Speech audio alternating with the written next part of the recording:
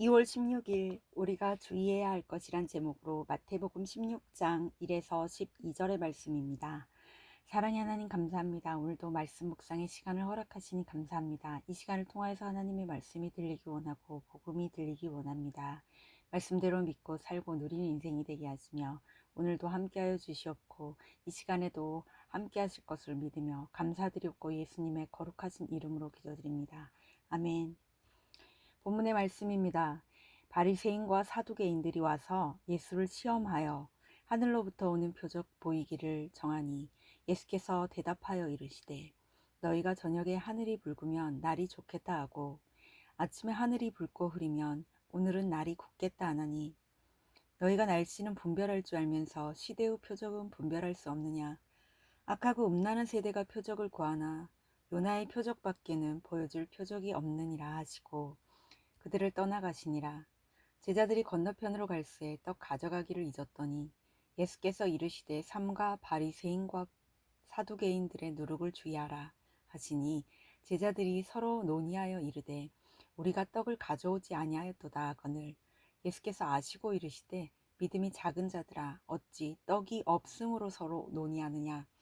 너희가 아직도 깨닫지 못하느냐. 떡 5개로 5,000명을 먹이고 주운 것이 몇 바구니며 떡 7개로 4,000명을 먹이고 주운 것이 몇 광줄이었는지를 기억하지 못하느냐. 어찌 내 말한 것이 떡의 관함이 아닌 줄을 깨닫지 못하느냐. 오직 바리새인과 사두개인들의 누룩을 주의하라 하시니 그제서야 제자들이 떡의 누룩이 아니오 바리새인과 사두개인들의 교훈을 삼가라고 말씀하신 줄을 깨달으니라. 아멘. 좋은 말입니다. 바리새인은 분리된 자라는 의미로 유대의 3대 분파 중 가장 큰 세력이었고 나머지 두 분파는 사두개파, 에세네파였다. 이들은 율법을 지키는 것을 매우 중요시했다. 사두개인은 유대 종교의 3대 분파 중 하나로 부유한 귀족 지배계층으로 권력가들로 이루어졌다. 표적은 인간의 능력으로 불가능한 기적이나 앞으로 어떤 일이 일어나게 될 것을 미리 보여주는 징조이다. 누룩은 반죽을 발효시키려고 첨가하는 물질로 포도액으로 반죽된 순수한 밀기울 또는 보리를 물로 반죽하여 발효할 때까지 놓아두어 만든 발효제이다. 본문 요약입니다. 바리새인과 사두개인들이 예수께 하늘로부터 오는 표적을 보여달라고 청하자 예수께서 요나의 표적밖에는 보여줄 것이 없다고 하십니다. 예수님이 제자들에게 바리새인과 사두개인들의 누룩을 주의하라고 하시니 그들은 떡을 가져오지 않은 것을 걱정합니다. 예수님의 꾸중을 듣고서야 제자들이 그 말씀의 뜻을 깨닫습니다. 오늘의 중보기도입니다. 주를 따르는 위정자들이 눈에 보이는 표적이 아닌 회개와 희생의 십자가 표적을 쫓아 살게 하옵소서. 아멘. 본문 해설입니다. 첫 번째, 악한 세대가 구하는 표적. 1에서 4절의 내용입니다. 율법을 잘 지키며 스스로 거룩한 자라고 여기던 바리새인들은 사람들에게 무거운 짐만 지웠습니다. 그리고 사독의 후예임을 자처하며 기득권층을 형성하던 사두개인들 역시 높은 자리에서 대접받기만 원했습니다. 이 두 무리는 서로 원수지간이었음에도 예수님을 대적하는 데는 한마음이 되었습니다. 이처럼 사람은 자신의 이기적인 필요에 따라 입장을 바꾸기에 믿음의 대상이 아닙니다. 이들은 예수께 하늘에서 내려오는 기적, 즉 자신들이 원하는 것만 구하느라 구원의 표적인 십자가 복음을 보지 못합니다. 적용 질문입니다. 내가 원하는 것만 구하기 때문에 말씀을 통해 주시는 표적을 못 보고 있지는 않습니까? 두 번째, 떡을 걱정하는 제자들. 5에서 8절의 내용입니다. 바리새인과 사두개인들의 누룩을 주의하라는 예수님의 말씀은 바리새인의 전통주의와 사두개인의 합리주의를 경계하라는 뜻입니다. 그러나 정작 제자들은 예수님과 함께 다니면서도 예수님의 말씀을 깨닫지 못하고 떡을 가져오지 않아서 그런 말씀을 하신 것이라고 생각합니다. 우리에게 분별이 어려운 이유는 당장 눈앞에 보이는 떡의 문제에만 관심이 있기 때문입니다. 아무리 말씀을 많이 보고 영적인 교훈을 받아도 사람에게 무시당한 것이 분하고 세상에 두고 온 것만 생각하다 보니 말씀이 들리지 않습니다. 적용 질문입니다. 영적 교훈을 받아야 하는데 세상이 두고 온 것 때문에 걱정만 하고 있지는 않습니까? 세 번째, 바리새인과 사두개인의 누룩. 예수님의 꾸중을 듣고 제자들이 뒤늦게 깨닫습니다. 하지만 제자들이 말씀을 깨달은 것처럼 보여도 후에는 십자가 지신 예수님을 버리고 도망합니다. 이런 제자들로 인해 예수님이 외로우셨던 것처럼 성도 인생도 배신하는 사람들 때문에 외롭습니다. 하지만 그것이 오히려 남을 위로하고 살리는 기쁨으로 변화될 수 있습니다. 우리도 제자들처럼 끊임없이 육적인 필요를 걱정합니다. 걱정에 눌려 은혜를 경험하지 못하고 있다면 내가 잊어버린 말씀이 무엇인지 돌아봐야 합니다. 적용 질문입니다.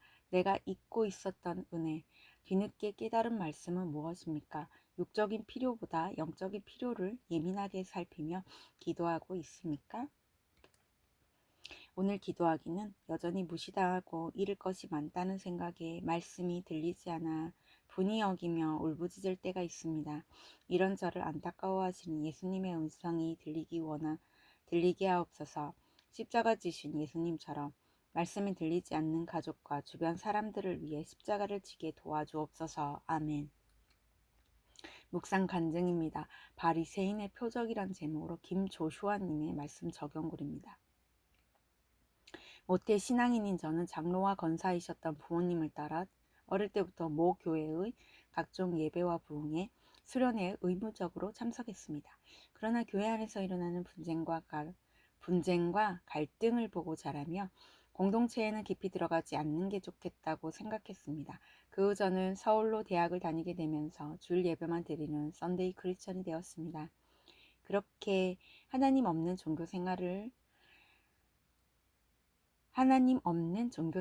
결혼한 후에도 이어졌습니다. 그러다 보니 아내가 교회에 헌금을 하려고 하면 우리가 먹고 살 것도 없는데 교회에 줄 돈이 어디 있냐며 핍박했습니다.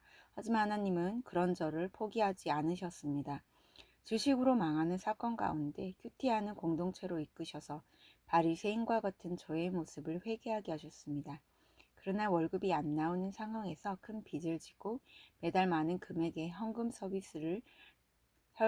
서비스를 돌려막아야 했던 저는 주께 하늘로부터 오는 표적만 구하며 경제적인 문제를 해결해달라고 떼쓰는 기도를 했습니다. 아내와 교회의 소그룹 지체들은 그런 저에게 문제 해결을 위한 기도보다 자기 죄를 보고 회개하는 요나의 표적을 구하라고 했습니다. 하지만 저는 제가 진행하는 프로젝트들이 성사되는 것이 하나님이 주시는 표적이라며 오히려 아내에게 윽박질렀습니다. 그러던 제가 과거 아내 몰래 바람 피운 죄를 공동체에 고백하게 되었고 회사를 20번 넘게 이직한 것이 저의 교만 때문이었음을 깨달으며 회개했습니다. 말씀을 들으며 육적 가치관이 무너져야 영적 가치관이 세워질 수 있음을 체험하게 되었고 그 소그룹 리더로 세워졌습니다. 이제는 소그룹 리더로서 처음 교회에 왔을 때 제 상황을 답습하는 지체들에게 공동체에서의 제 경험과 깨달은 말씀을 전합니다. 바리새인과 같은 신앙으로 잘못된 교훈을 전하는 사람이 될 뻔한 인생입니다. 이제부터는 떡으로만 사는 것이 아니라 하나님의 말씀으로 사는 증인의 삶을 살기 원합니다. 이분에 적용하기는 회사에서 불안한 생각이 들 때 칠병이어의 하나님을 기억하고 기도하겠습니다. 교회를 떠난 형의 구원을 위해 매달 전화로 안부를 묻겠습니다입니다.